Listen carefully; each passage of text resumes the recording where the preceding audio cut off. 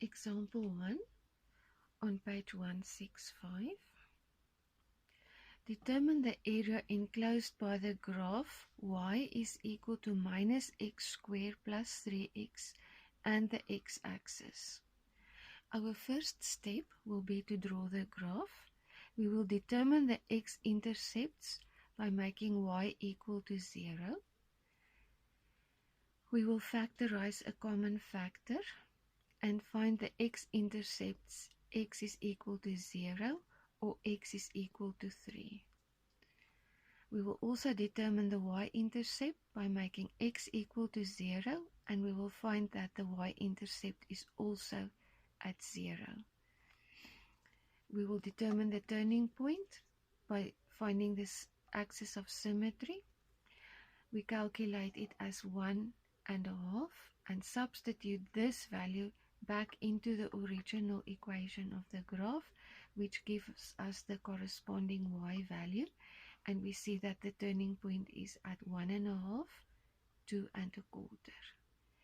This information allows us to draw the graph of the function with the x-intercepts at 0 and 3, the y-intercept also at 0, and the turning point as we calculated at 1.5 and 2.25.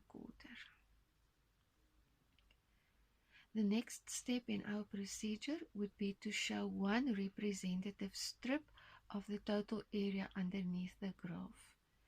We need to understand that the question told us we are looking for the area enclosed by the graph and the x-axis.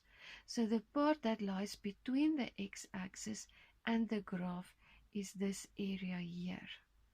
Although the graph continues on both sides, these areas are not enclosed since we are going all the way to negative infinity, and it does not enclose the area.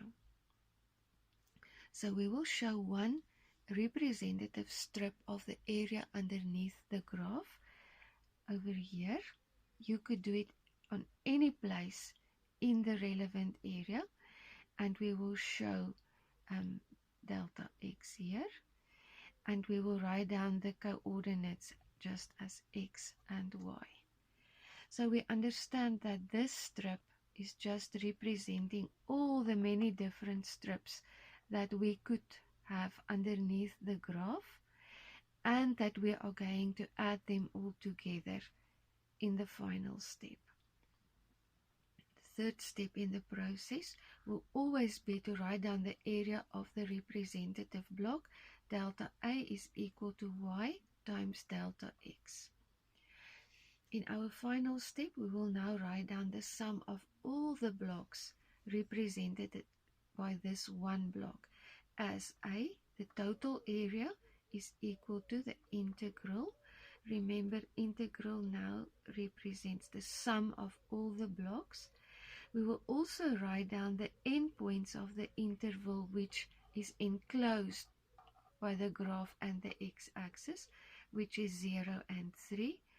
F of x, the y value, which gives the length, and dx, which gives the breadth. In our next step, we will substitute for f of x the actual equation of the function that we are looking at, dx. And now I am skipping some of the steps to save data and time, because I need to first of all make sure that every term is in the correct exponential form. Thereafter, I will apply the rules for integration as we practiced in previous lessons. And then I will write down the result after applying the rules of integration in a square bracket with the endpoints. And then I'm going to substitute the endpoints, the 3 minus, and substituting the 0. Using my calculator, I can find the final total area underneath the graph as 4.5 square units.